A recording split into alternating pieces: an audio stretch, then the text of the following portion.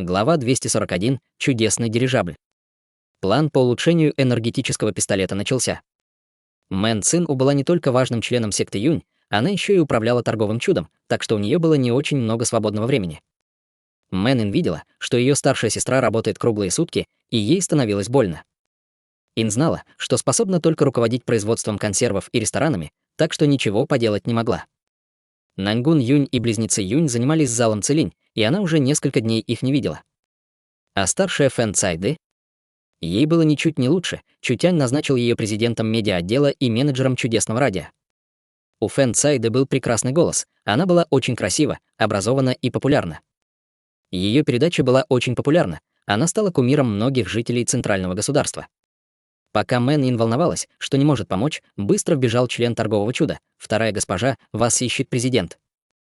Гадкий человек, он и правда отвратителен. Мэн Ин вдруг охватил гнев. «Я не могу помочь, потому что ни в чем не разбираюсь, но как насчет него?» Он явно умен и сведущ, но переложил работу на других и теперь играется с лисенком. Как возмутительно, никто в торговом чуде не смел злиться на Чутяня. Наньгун Юнь и Фэн Цайды поклонялись ему, Юнь Яо и Мэн Цин уважали его, а Юнь Тянь Хаже и остальные подчинялись ему. Единственный, кто смел злиться на Чутяня, оказалась молодая госпожа Мэн Ин. «Верно, я не могу помочь старшей сестре, но могу проучить Чутяня, чтобы он помог научно-исследовательскому институту». То, на что старшая сестра и дедушка Юнь потратят несколько дней, отнимет у Чутяня всего несколько минут.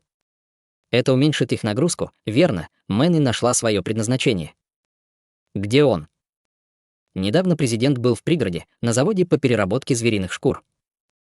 Что? Чего это он сбежал на завод по переработке шкур? Ладно, я поняла.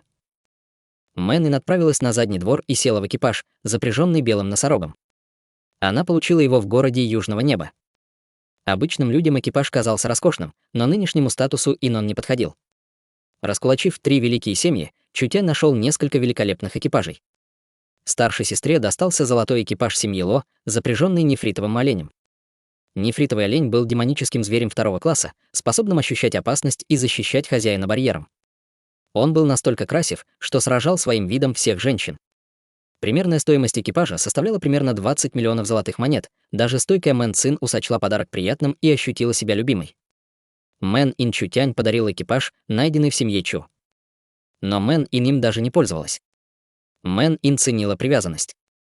Она пользовалась белым экипажем так долго, потому что это был ее первый экипаж. После взлета торговое чудо заработало много денег, однако они не могли вести себя слишком вызывающе. Ин решила продать новый экипаж и на эти деньги построить новый завод консервов. Это можно было считать небольшим праздником для компании. В восточном пригороде, неподалеку от лесов Восточной горы, располагалось немало заводов, работающих с рудами, пиломатериалами, травами и шкурами. Чутянь уехал на крупнейший завод по обработке звериных шкур, куда ежедневно попадало множество сырья. На заводе всегда стоял неприятный запах. «Ин, я здесь». Когда Мэн Ин остановила экипаж, вышел грязный Чутянь. Его бледные худые щеки были покрыты грязью, а в руках, которыми он махал ей, он держал инструменты. «Что ты тут делаешь?» Начало Мэн Ин, придумывая речь. Она приготовилась стать посланцем справедливости и отчитать Чутяня за лень. «Неужели ты не знаешь, не нужно столько слов?» Чутянь потянул Мэн Ин за собой. «Я создал кое-что новое, ты приятно удивишься». Неожиданно Мэн Ин оказалась перед огромным чудищем. Это был огромный предмет, похожий на воздушный шар, однако сделан он был из дубленных шкур. Под идеально овальным баллоном висела корзина. Что это за странный предмет? Не задавая слишком много вопросов, Чутянь быстро тащил Ин за собой. «Садись», в центре большой корзины, висящей под кожаным шаром, был стол, где могли разместиться несколько человек и 2 места. На столе сидел, потягивая ароматный чай, белоснежный лисенок, который щурил узкие глазки. «Садись. Поехали». «Поехали». Но куда? Не успела Мэн Ин спросить, как Чутянь активировал энергетическую батарею. В огромном воздушном шаре из шкур появилось несколько энергетических массивов, и туда хлынул горячий воздух. Несколько раз вздрогнув, воздушный шар поднялся в небо. «Вау, вау, вау! Он летит, он летит!» Взволнованно кричала Мэн Ин, пока большой воздушный шар медленно поднимался к небу. Управляя энергетической батареей, Чутянь контролировал скорость и высоту. Все делалось вручную. Наконец, огромный воздушный шар завис на высоте 200 метров. Как удивительно, мы правда можем зависнуть так высоко. Оглядывалась Мэн Ин, понимая, что раньше это было невозможно. Ух ты, люди на заводе такие крошечные, они похожи на муравьев. А дом похож на спичечный коробок. Я тебе не солгал. Засмеялся Чутянь. Как тебе этот небольшой дирижабль? Как он летает? На самом деле, довольно просто, это очень грубая конструкция. Дай мне еще немного времени, и я смогу создать механизмы, которые будут летать в небе, бегать по земле и плавать в воде. Подняв сиденье, Чутянь, как фокусник, достал несколько горячих блюд и нефритовую бутылку с вином. Мы долго работали, но наслаждаться жизнью мы тоже должны. Это мясо демонических зверей, приправленное травами. Чтобы создать это золотисто-медовое вино, я применил тысячелетний духовный мед и живую воду. Оно сладкое, вкусное и неповторимое. Чутянь налил в нефритовую чашку золотистое вино и по-джентльменски сказал: «Прошу», лисенок сглотнул. Быстро допив чай, он вытянул лапки с чашкой и с надеждой уставился на Чутяня. Но тот был беспощаден: «Для тебя больше нет». Лисенок громко возмутился. «Как ты можешь дразнить лисенка? Иди, я тебе кое-что дам». Мэнин сделала глоток и протянула чашку лисенку. Она ощутила, как все ее тело наполнилось духовной энергией. Оно, правда, вкусное. Лисенок тоже сделал глоток. И чмокнул губами, оценивая вкус. Нонсенс. Тысячелетний духовный мед был практически святым лекарством. Одна эта чашка стоила больше 1 000 000 золотом. В центральном государстве ее невозможно было купить. Почему не пришла старшая Чэнь? Она маниакальный культиватор. Недавно она прорвалась на 9-й уровень пробужденной души и теперь хочет достичь пика, вот как. Старшая Чэнь действительно культивирует изо всех сил. Откуда ей было знать, что Чутянь отправил Чэнь Бин Юй по делу? Чутянь так долго стремился побыть наедине с этой девушкой, он не хотел, чтобы его сопровождала хладнокровная женщина. Чэнь Бин Юй была очень прекрасна, однако наслаждаться 2 красавицами одновременно было бы слишком странно. Давай сегодня полетаем над центральным государством. Мэн Ин забыла о цели, ради которой приехала к Чутяню. Чутянь повернул руль, воздушный шар наполнился потоками воздуха и поднялся чуть выше. Сменив направление, шар направился к центральному городу. Многие удивились, увидев в небе центрального города большой неопознанный летающий объект. Ух ты! Что это? Задрав головы, жители центрального города увидели, что на огромном шаре красуется надпись «Торговое чудо». Господи, неужели это еще одно изобретение торгового чуда? Торговое чудо изобрело нечто, способное летать по небу. Слишком прекрасно. Сколько это стоит, я хочу это купить. Жители с ужасом смотрели, как над городом медленно пролетает дирижабль. Торговое чудо действительно было торговым чудом. Они не могли жить, ничего не изобретая. С высоты птичьего полета центральный город выглядит действительно потрясающе. Щеки Мэн Ин покраснели от волнения. Но разве мы не слишком высокомерны? В смысле? Даже не испугался Чутянь. Мы теперь правители центрального государства, а королевство не может нас одолеть, не так ли? Когда нужно проявлять слабость, мы ее проявляем, но сейчас нам выпал редкий шанс похвастаться. Конечно же, мы не можем прятаться. В его словах был смысл. Я покажу вам настоящее зрелище. Крикнул Чутянь городу, достав из безграничной тыквы громкоговоритель. «Приветствую всех. Меня зовут Чутянь». Толпа тут же зашевелилась и зашумели приветствия. Это первый энергетический дирижабль, изобретенный торговым чудом, и это его первый полет. У него пока нет имени, и я хочу назвать его Ин. Как вам? Отлично. Вспыхнул город морем криков. Лицо Мэн Ин сразу стало ярко-красным. Эй, как так можно? Как думаете, я гений? Да. Я красавец. Да. А Ин красиво. Да. Чутянь и правда не знал, что такое совесть. Кружа над городом на дирижабле, он заигрывал с жителями, а Мэн Ин сгорал от стыда. А жители до сих пор его уважали. Все были очень счастливы. В центральном государстве Чутянь был человеком номер 1, однако он не был недостижимым. Он был бессовестным, но заботился о людях. Все вместе. Все вместе. Бесчисленные мужчины и женщины зашумели. Красное лицо Мэн Ин горело. Она радовалась, однако стыд оказался куда сильнее. Это невыносимо. Он смущает меня. Это невозможно. Мэн-Ин вырвала у Чутиня громкоговоритель. Не стоит слушать его вздор. Город услышал взволнованный голос Мэн-Ин. «Приветствую всех, меня зовут Мэн-Ин. Это пробный полет дирижабля, новейшего изобретения торгового чуда. Надеемся, вы с нетерпением дождетесь его», все широко заулыбались. Это было интересно и ново. На континенте был воздушный транспорт, но обычно пользовались летающими демоническими зверями, которые были слишком дорогими, и обычным людям они были не по карману. Дирижабль не выглядел таким уж дорогим, поэтому мог оказаться очень полезным. «Здесь уже не так весело, давай немного поработаем», — сказал ей Чутянь. «Попрощайся с молодой госпожой и остальными, ладно?» Мэн-Ин прибавила громкость рупора. «Старшая, мы немного прокатимся, не беспокойся». Подняв взгляд к небу, Мэн-Цина увидела, что дирижабль медленно улетает, и беспомощно горько улыбнулась. «Как весело!» — воскликнула Мэн-Ин. «Я хочу повести дирижабль Ин». «А ты можешь?» «Конечно же, могу». Заняла место водителя Мэн-Ин. «Это дирижабль Ин, он носит мое имя. Конечно же, управлять им буду я. Вперед! Мэн-Ин силой потянула рычаг, и дирижабль опрокинулся. Лисенок, тайком попивающий медовое вино Чутянь, выпал из корзины. Быстро телепортировавшись, он вернулся в корзину. И горестно воскликнул, потому что пролил вино. Дирижабль трясся. «Что происходит?» Панически воскликнула Мэн-Ин. «Почему я не могу его контролировать?» «Вот так». Чутянь положил свои руки поверх белоснежных рук Мэн-Ин. «Ты слишком сильно дергаешь. Нужно делать это медленно». Чутянь коснулся рук Мэн-Ин. Чутянь стоял у нее за спиной, словно держал Мэн-Ин в объятиях. Плохо дело. Он воспользовался случаем и начал флиртовать. Мэн-Ин покраснела, сердце ее беспокойно забилось, однако она не стала сопротивляться. «Это слишком стыдно, сделай вид, что ничего не произошло». Увидев, как она покраснела в его объятиях, Чутянь про себя злобно усмехнулся. Сердце этой девушки было сердцем ребенка, настолько невинных людей было немного. Если она вырастет с Чутянем, она сможет прожить долгую жизнь. Он надеялся, что за 100 или даже 1000 лет она сохранит эту непосредственность. Чутянь позаботится о ней и защитит ее. Вперед! Постепенно дирижабль Ин выровнялся и, постепенно продвигаясь дальше, полетел в яркий солнечный свет.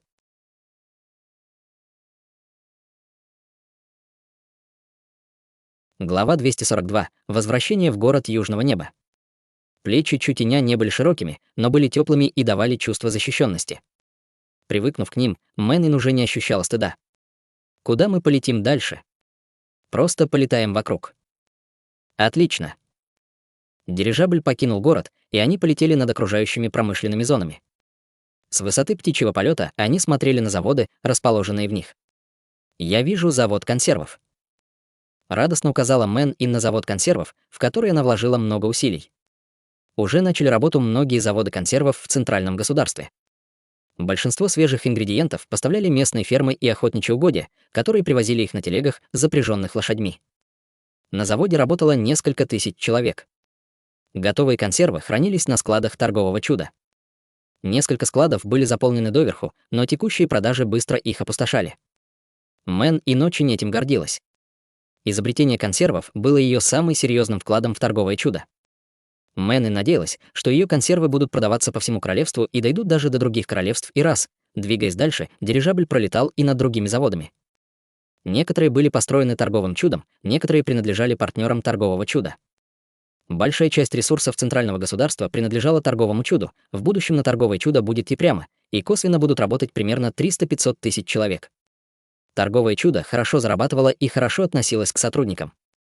Из-за появления торгового чуда экономика центрального государства стала в разы лучше. Торговое чудо достигло такого этапа, и это было невероятно, дирижабль прибыл к гавани. В доках царило оживление, тысячи моряков перевозили грузы. Было видно, что они привезли много свежего пиломатериала, потому что торговое чудо хотело построить несколько новых доков. Десятки кораблей на прозрачно-голубом озере напоминал детские игрушки. На каждом из них был флаг банды огромной акулы, и это были грузовые судна торгового чуда. Получив серьезное финансирование и ресурсы, банда огромной акулы стала развиваться очень быстро. Построив в нескольких государствах частные доки, они планировали открыть путь к водной экспансии. Всего за несколько месяцев небольшая компания, недавно родившаяся в городе Южного неба, стала крупнейшей компанией центрального государства, которой принадлежат почти все ресурсы. Гордо произнесла Мэн Ин. Теперь центральное государство принадлежит нам. И ты этим довольна? Покачал головой Чутянь, посчитав, что Ин не хватает амбиций. Центральное государство слишком мало, страна Южного Лета тоже. Даже континент слишком мал. Это только начало. Верно. Дорога предстояла очень длинная. Поэтому они были полны предвкушения. Как насчет того, чтобы посмотреть на город Южного неба? Предложил Чутянь. Я слышал, что там нашли шахту ультраволновых кристаллов, так что мы можем полететь туда. Отлично. Отлично. Кивнула Мэн Ин, как курица, клюющая зерно. Я давно хотела вернуться. Они немедленно направили дирижабль к городу Южного неба. Когда они поплыли над безлюдной местностью, под голубым небом появилась бесконечная равнина зеленой травы, огромная пустошь, которая была прекрасна, словно изумруд. В травах друг друга преследовали несколько тысяч демонических быков. Как высоко, как высоко. Выше, выше. Выкрикивала Мэн Ин, как ребенок. Дирижабль поднимался. Мы даже выше облаков. Как много облаков, они похожи на хлопок. Рядом появилась стая странных птиц, которые оглядывали огромное чудище, доселе им незнакомое. Для Мэн Ин это был совершенно новый опыт. Он может подняться еще выше? Пока не может, покачал головой Чутянь, это максимальная высота. Если мы поднимемся еще выше, то столкнемся с мощными астральными ветрами. Механизм слишком грубый, и астральный ветер его разорвет. Ничего страшного, нельзя испытать все сразу, не растерялась Мэн Ин. Как насчет того, чтобы в следующий раз построить железный дирижабль? Мы поднимемся на несколько десятков тысяч метров. Что за девушка? Она посмела подумать о подобном. Она действительно не знала о высоте небес и глубинах Земли. Чутянь засмеялся. Ладно, в будущем мы построим железный дирижабль. Путешествуя обычным путем, добраться до города Южного неба можно было за 2 дня. Дирижабль оказался даже быстрее лошади, поэтому путь занял всего полдня. Всего за несколько месяцев город Южного неба претерпел серьезные перемены. Родина торгового чуда уже давно получила благословение торгового чуда и стала современным городом, горящим огнями. Каждый магазин был полон электрических ламп, а на улицах были представлены различные товары торгового чуда. Везде, куда падал взгляд, были следы торгового чуда. «Я хочу увидеть наш старый дом». Мэн Ин указала на дом, который прежде был штабом компании Южного облака, где больше 10 лет жила Мэн Ин. Нападение семьи Е уничтожило его, но Мэн Цин восстановила его, и он принял прежний вид. Посмотрев на задний двор, она вдруг ощутила вихрь эмоций. Через него она тайно провела Чутяня, которого купила на рынке рабов, в свою комнату. Тогда она и подумать не могла, что она приведет Чутяня домой, и ее жизнь круто изменится. В поместье Мэн не было никого, и для истории города Южного неба это стало поворотным моментом. Когда дирижабль приземлился на площадь города Южного неба, жители рассыпались приветствиями. Чутянь изменила их жизнь и стал гордостью города. Торговое чудо стало самой влиятельной компанией центрального города, как жители города Южного неба могли им не гордиться. Давно не виделись. Мэн Ин видела множество знакомых лиц. Торговое чудо растет не по дням, а по часам, и теперь это крупнейшая компания центрального города. Причина, по которой мы так расцвели, это поддержки жителей города Южного неба. Сегодня я инвестирую в благотворительный фонд города 30 миллионов золотых монет. Они пойдут на создание инфраструктуры, помощь бедным и улучшение жизни жителей города. 30 миллионов золотом он действительно сошел с ума, отдав колоссальную сумму, о которой люди боялись даже подумать. Чутянь не моргнул глазом. В городе Южного неба это была совсем другая сумма, нежели в центральном городе. Это был обычный город. Например, семья Ду выделяла каждому домовладельцу несколько сотен золотых монет. Услышав от торгового чуда про 30 миллионов, они не могли не поразиться, жители разразились криками ликования. В городе Южного неба проживало больше 3 миллионов человек, многие зарабатывали меньше 10 золотых монет в год. Если разделить 30 миллионов на равные части, то каждый получит по 10 золотых монет. Это были дармовые деньги. Двое отправились в мэрию. Наньгун и был в хорошем настроении. Он был не только мэром, но и партнером торгового чуда, который занимался разработкой магазинов. Наньгун и знал обо всем, что случилось в центральном городе. Он был рад, что торговое чудо стало монстром корпорации и теперь управляет центральным государством. «Это скромный подарок для тебя», — Чутянь погладил тыкву и вытащил из нее много вещей. Там было несколько практически святых лекарств и святые травы низшего класса.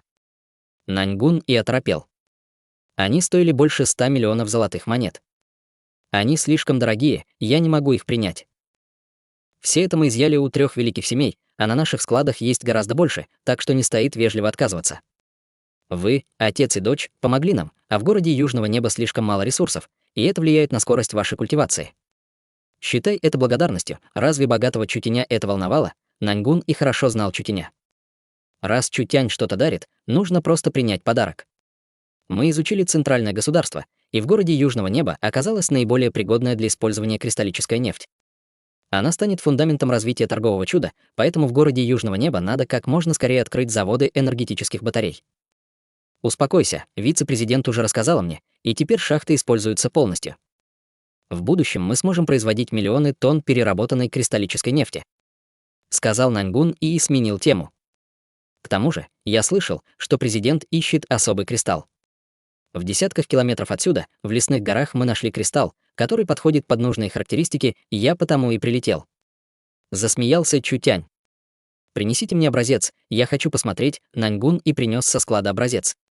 Это был светящийся кристалл, испускающий великолепное мерцание. Он походил на нефрит. От него исходили загадочные изображения и странная энергия.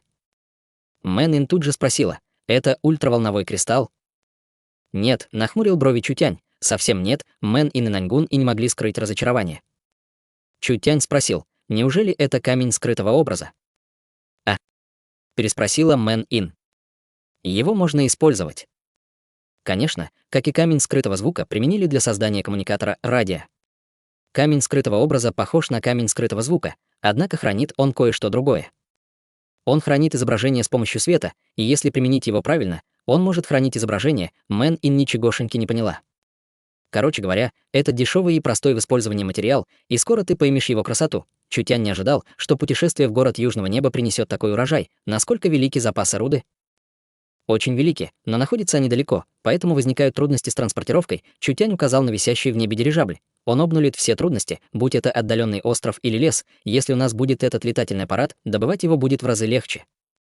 Тогда начинайте полномасштабную добычу и отправляйте кристалл в центральное государство.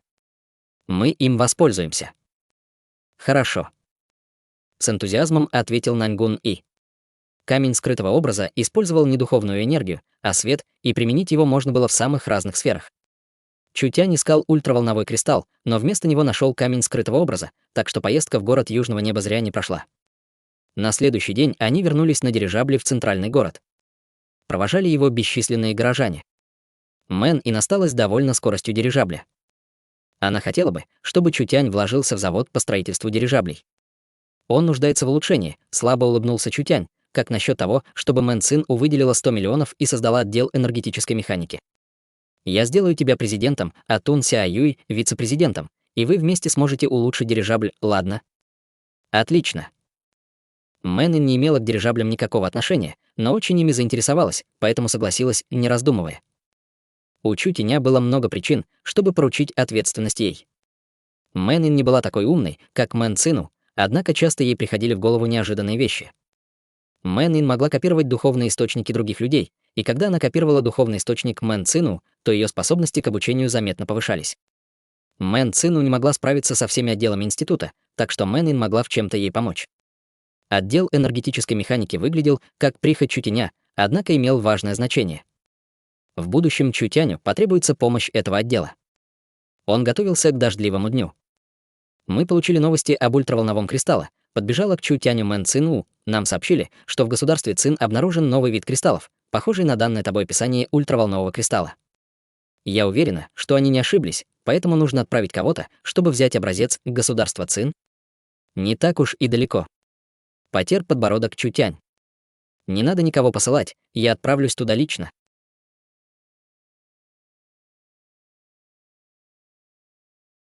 Глава 243. Государство Цин. Озеро 4 государств — крупнейшее озеро в стране Южного Лета. На западе располагалось центральное государство, на севере — громовое государство, на юге — южное государство, а на востоке — государство Цин. Озеро покрывало 400 тысяч километров площади. Каждый километр полнился морепродуктами и был безопасным. Большинство рек страны Южного Лета брали начало в озере 4 государств, поэтому для страны Южного Лета оно обладало серьезным значением. Когда Чутянь заполучил контроль над бандой огромной акулы, он решил взять под контроль и озеро 4 государств, что означало разрыв национального судоходного узла. Это укрепило бы власть торгового чуда. Это преимущество повысило бы силу торгового чуда и банды огромной акулы. Например, Чутяню, лично направившемуся в государство Цинь, не пришлось беспокоиться об охране, потому что никто не мог пойти против банды огромной акулы. Зачем торговому чуду беспокоиться, имея в подчинении банду? Президент. Вошел в каюту пятый старейшина Юй. Через 2 часа мы будем в государстве Цинь.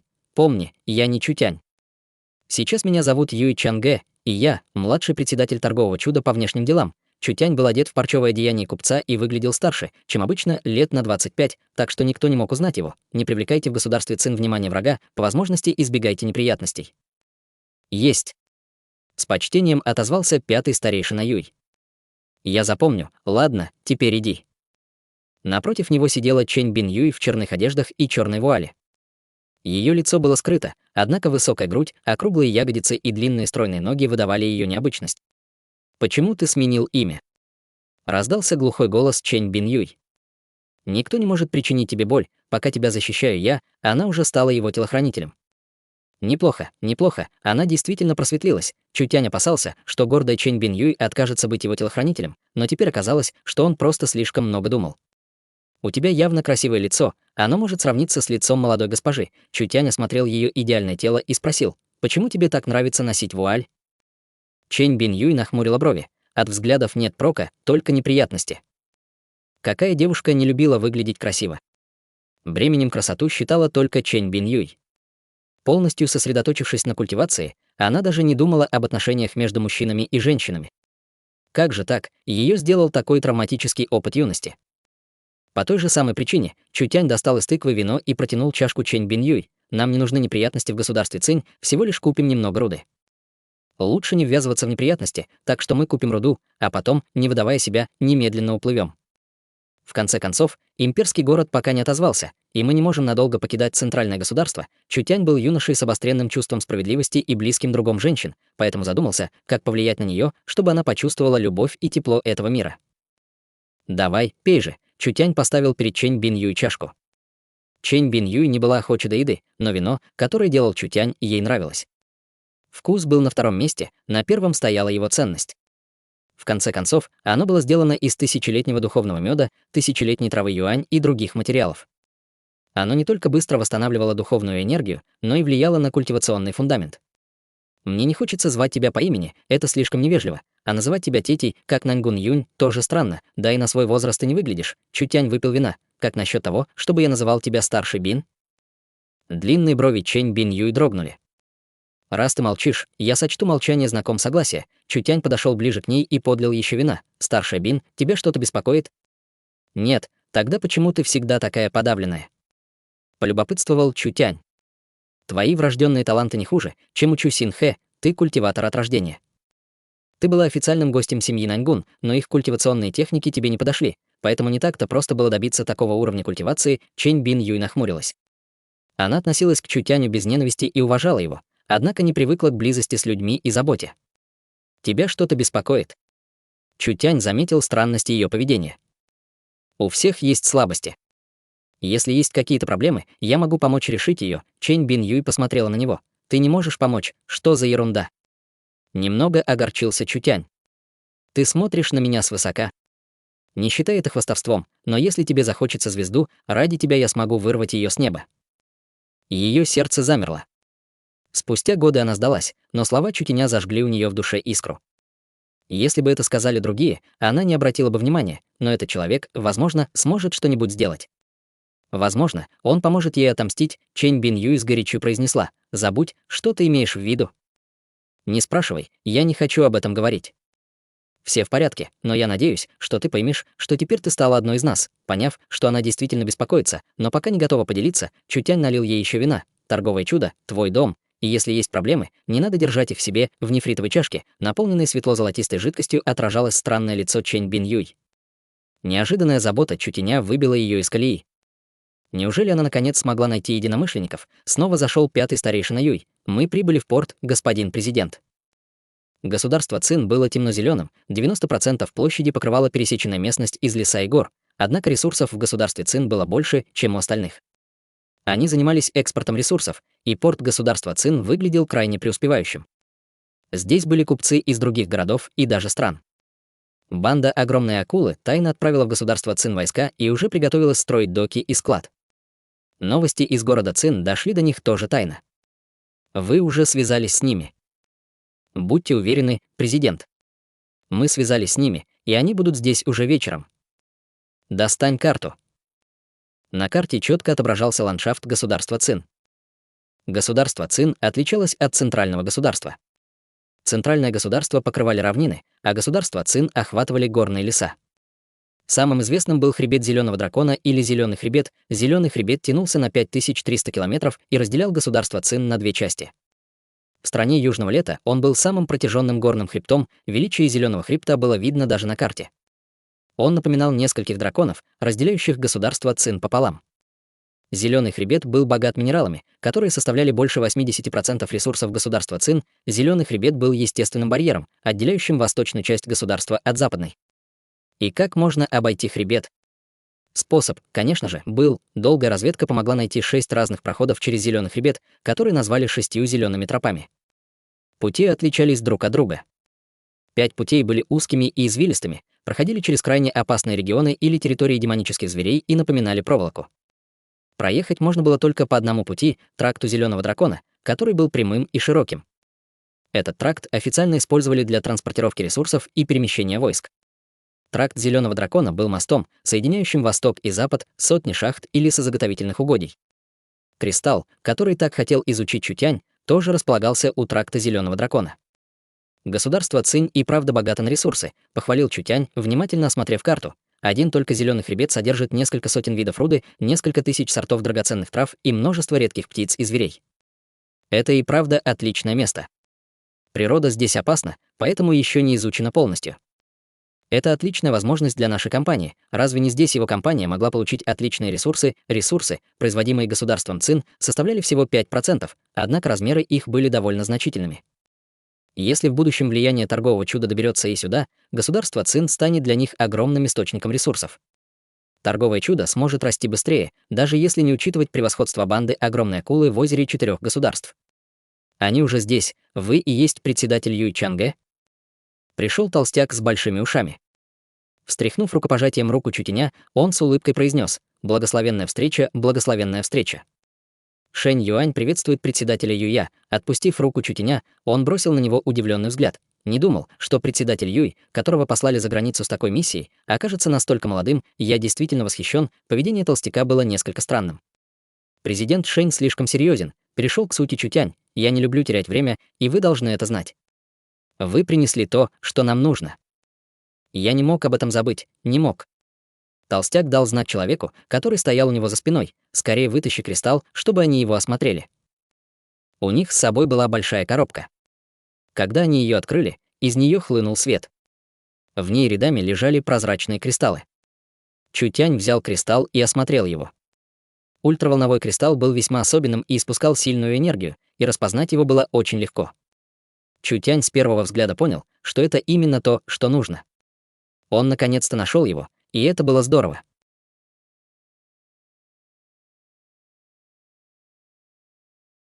Глава 244. Чудовищное бедствие. Стоимость ультраволнового кристалла была самой обычной, в основном из-за этого, что люди этой эпохи не понимали, как его использовать, так что это был распространенный материал, о котором можно было не беспокоиться. Однако для Чутяня и торгового чуда он был крайне важен. Согласно тому, что знал Чутянь, ультраволновой кристалл было тяжело найти вне государства Цин, и отыскать его в стране Южного лета в краткие сроки было бы трудно. Он должен был достать эту руду. «Это руда, которая мне нужна», — убедился Чутянь и неуверенно спросил у толстяка: «По какой цене брат Шэнь готов ее продать?» Странно, еще никто не покупал эту руду. Резервы были очень большими, а результат жалким. Так почему же этой рудой заинтересовался иностранный коммерсант? «Я не буду тратить ваше время, брат», — моргнул глазками толстяк, «это руда на экспорт и не для продажи». Только на экспорт и не для продажи.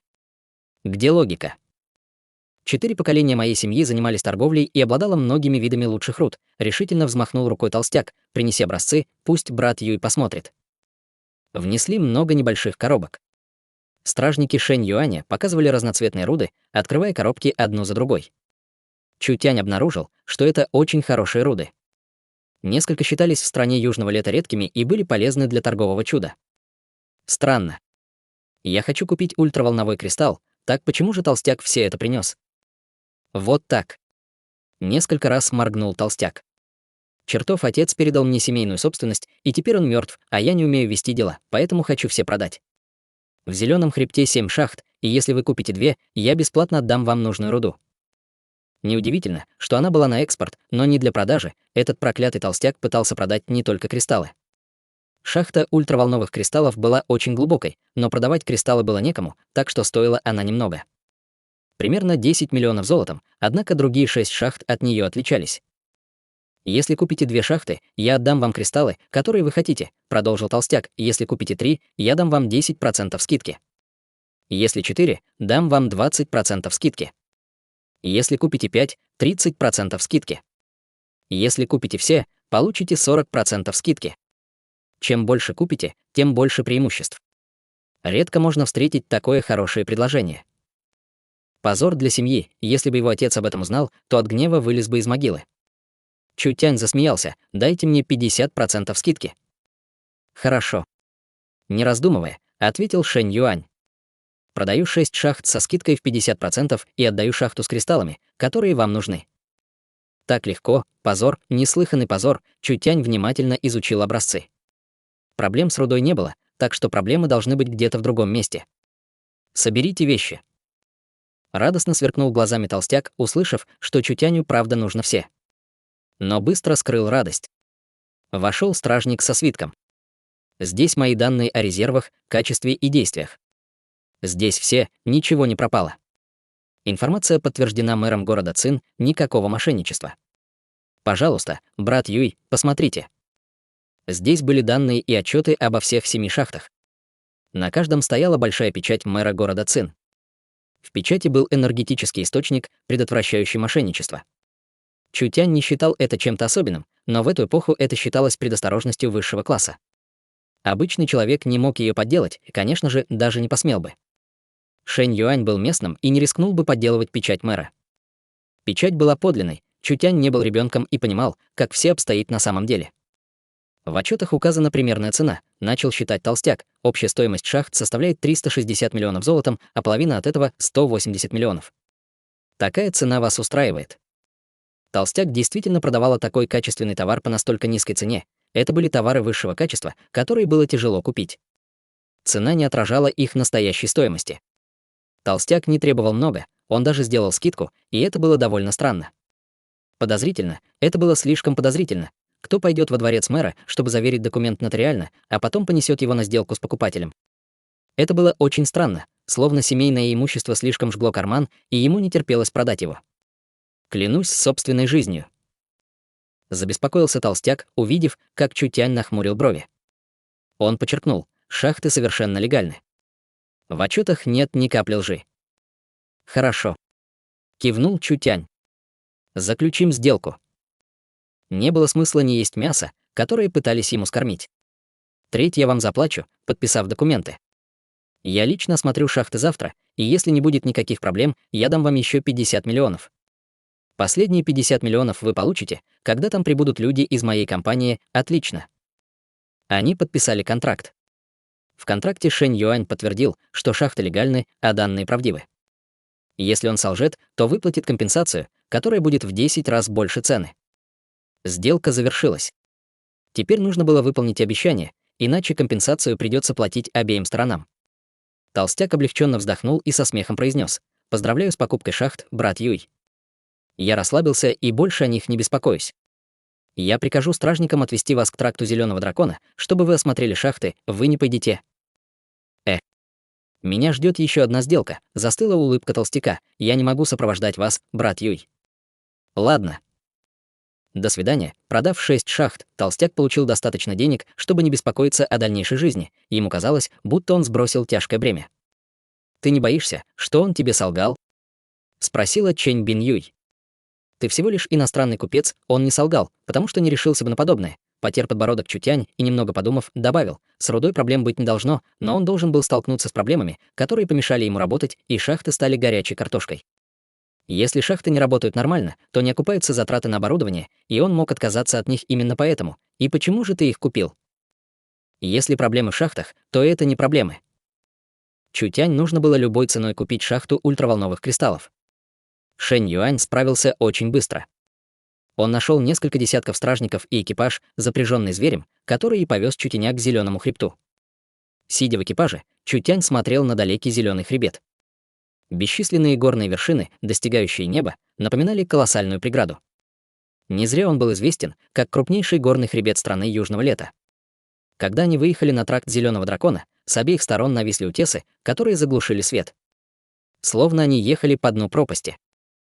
Тракт Зеленого дракона был самой оживленной дорогой, и трудно было представить, как выглядят остальные 5 путей. Чутянь заметил кое-что странное. Возле тракта было много шахт, однако все были странно безлюдными, а встретилось им всего несколько стражников.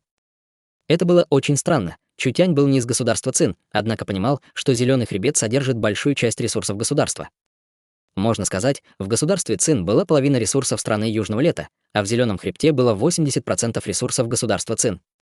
Зеленый хребет был сердцем и основным источником дохода государства Цин. Если на Зеленом хребте перестанут добывать ресурсы, для государства Цин это станет смертельным ударом. Тракт Зеленого дракона обезлюдил не вчера и даже не позавчера. Чутянь укрепился в подозрениях. Он пытался расспросить стражников, однако они отказались говорить. «Мы возле шахты». Выстроив стражников вокруг, Чутянь и Чэнь Бин Юй отправились осматривать шахту. Качество руды превзошло его ожидания. Он выиграл бы от этой сделки, даже если бы купил шахты за двойную цену. Чутянь осмотрел другие шахты, и они оказались такими же. Ни снаружи, ни внутри нет ничего плохого, оборудование готово к работе, озадачился Чутянь. Как только мы дадим людям работу, они смогут сразу же приступить к добыче руды, так почему же он так дешево их продал? Это просто-напросто бессмысленно. Чэнь Бин Юй сохраняла равнодушие, словно ее ничего не интересовало. Вдруг лисенок вскочил и встревоженно закричал. Чутянь вздрогнул. «Ты что-то почувствовал?» Не успел лисенок ответить, как раздались испуганные крики стражников. Плохи дела. Напали демонические звери. Отступаем. Скорее отступаем. Стражники спасались бегством, бежал даже кучер. Другие стражники, стоявшие неподалеку, тоже впали в панику, плюнули на работу и со всех ног помчались прочь. Уже наступил закат. Тракт Зеленого дракона пролегал так глубоко, что сюда падало мало света. Солнце село не полностью, однако здесь уже было темно, как ночью. В глубокий каньон вкатился темно-зеленый туман. Он несся агрессивно, словно бурный прилив. На несколько секунд Чутянь оторопел. Это была стая зверей, дело было в нападениях зверей. Звери несли с собой разрушение, а бегущие демонические звери в итоге сливались в волну зверей. Это была очень разрушительная катастрофа, способная вмешаться в бизнес и жизнь людей. Серьезная катастрофа подобного рода могла стать угрозой городу или даже нации.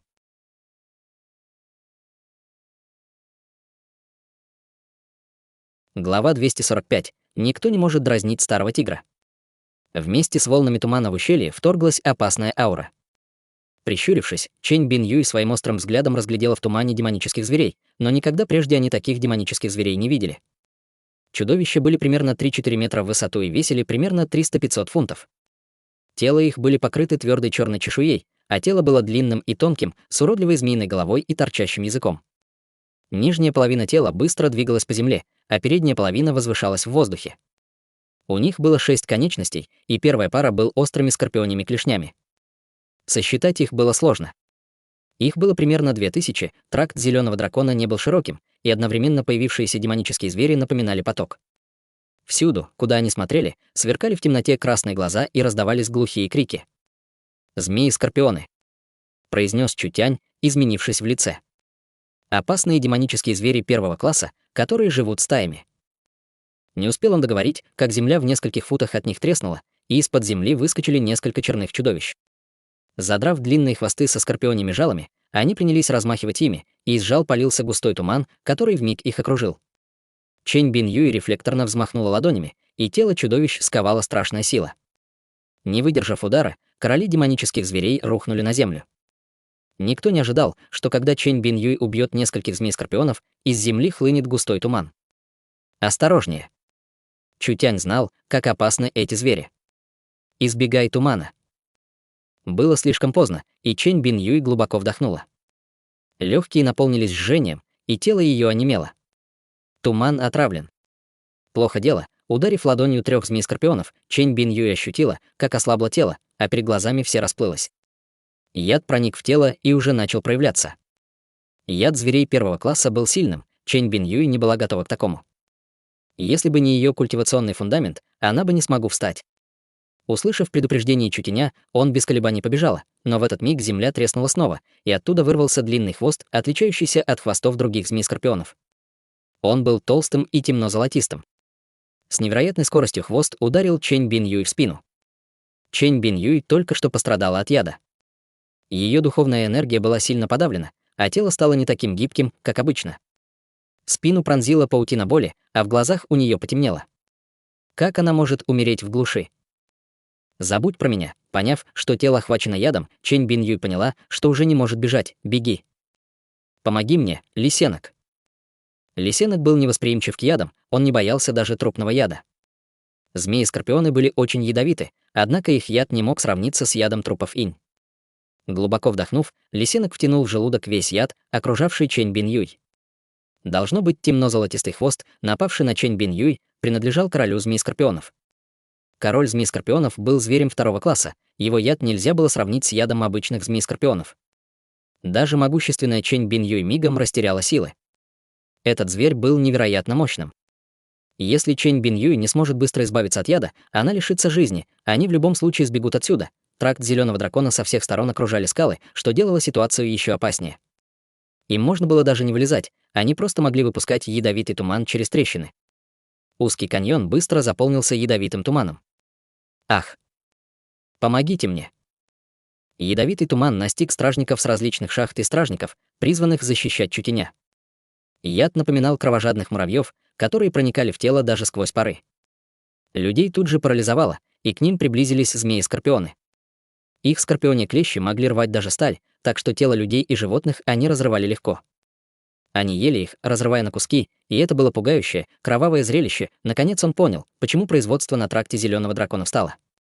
Огромная стая зверей, с которой никто не мог сразиться, была катастрофой. К счастью, Чутянь был сильным культиватором, поэтому двигался быстро. Он активировал бессмертное звездное тело, и яд уже не мог проникнуть сквозь пары на коже. Включив фонарь разума, он отыскал во мраке лучший путь и всех змей-скорпионов, которые готовились напасть из-под-тишка. К тому же была поддержка Лисенка, которая позволила ему с легкостью покинуть тракт зеленого дракона. Ущелье было покрыто густым черным ядовитым туманом, в котором раздавались жалобные вопли. Вероятно, это были люди, которые не успели вовремя сбежать и стали пищей для змей-скорпионов. Как ужасно, даже я чуть не попал в беду. Черт возьми, надо очистить твою кожу. Чутянь положил на землю бессознательную Чэнь Бин Юй и первым делом осмотрел рану на спине. Король змей-скорпионов напал на нее со спины, однако защитная духовная энергия Чэнь Бин Юй была очень плотной, поэтому рана оказалась неглубокой. Яд змей-скорпионов убивал людей, так что важна была не глубина раны, а количество поглощенного яда. Яд змей-скорпиона был сравним с отравленной деревянной стрелой, а яд короля змей-скорпионов был куда более сильным. Духовная энергия Чэнь Бин Юй могла блокировать яд, но если яд достигнет сердца, Чутянь не сможет ее вылечить. Нельзя было терять ни минуты, Чэнь Бин Юй без сознания лежала на земле. Ее демоническое тело обтягивала черная ткань. Высокие пики грудей, длинные тонкие ноги и округлые ягодицы. Это была сильная женщина, но без сознания она пробуждала сильный соблазн в каждом, кто мог бы ее увидеть. «Не вини меня, я делаю это, чтобы тебя спасти». Чутянь разорвал одежду на груди Чэнь Бин Юй и увидел молочно-белую кожу. Чутянь обнаружил, что Чэнь Бин Юй не носит обычного нижнего белья, а перевязывает грудь белой тканью. Эти высокие горные пики и бездонный овраг потрясли его взор. У Чутяня не было выбора, кроме как критиковать Чэнь Бин Юй. Белье не соответствовало телу, однако каждый день она плотно перевязывала грудь. Неужели ей не было страшно сдавливать дыхание? И насколько это было удобно, если было удобно вообще, действительно, лучше ничего, чем это. Вытащив несколько серебряных игл, он быстро вколол их в вены Чэнь Бин Юй. Сначала он обработал основные вены, а потом применил алмазный режущий палец. Его духовная энергия отогнала яд от сердца. Чэнь Бин Юй действительно была фанатичным культиватором. Ее худое гибкое тело действительно было. Вдруг Чэнь Бин Юй плюнула кровью и закрыла глаза. Не успев понять ситуацию, она увидела обнаженную грудь и прикрыла ее рукой. Рефлекторно она взмахнула ладонью, покрытой белой духовной энергией, и ударила человека, стоящего перед ней. Ох! Проклятие! Чутянь быстро высвободил бессмертное звездное тело, но все же отлетел на несколько метров и ударился о большой валун. Камень раскололся на несколько частей, словно взорвался изнутри. Встав, Чэнь Биньюй ощутила слабость в теле. Попытавшись прикрыть грудь, она заметила серебряные иглы. На несколько секунд Чэнь Биньюй оторопела.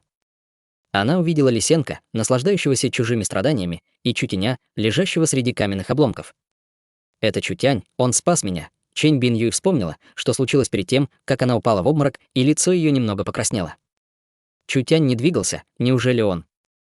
Увидев, что он не шевелится, Чэнь Биньюй нахмурила брови. Она немного забеспокоилась. «Ты в порядке?» Неужели она его убила? На слабых ногах Чэнь Биньюй подошла и посмотрела на Чутяня, лежащего на земле. Глаза его были широко распахнуты, а лицо опухло. Он смотрел на Чэнь Биньюй и ответил не сразу. «Ты правда ударила меня по лицу, от которого зависит моя жизнь. Ты правда ударила меня по лицу, от которого зависит моя жизнь. Жив». Это было прекрасно. Стиснув зубы, Чэнь Биньюй процедила: «Ты посмел ко мне прикоснуться. Я удалил из тебя яд. Но ты ко мне прикоснулся». «Да ладно, старшая, если бы я хотел что-нибудь сделать, я бы сделал это несколько раз, пока ты лежала без сознания.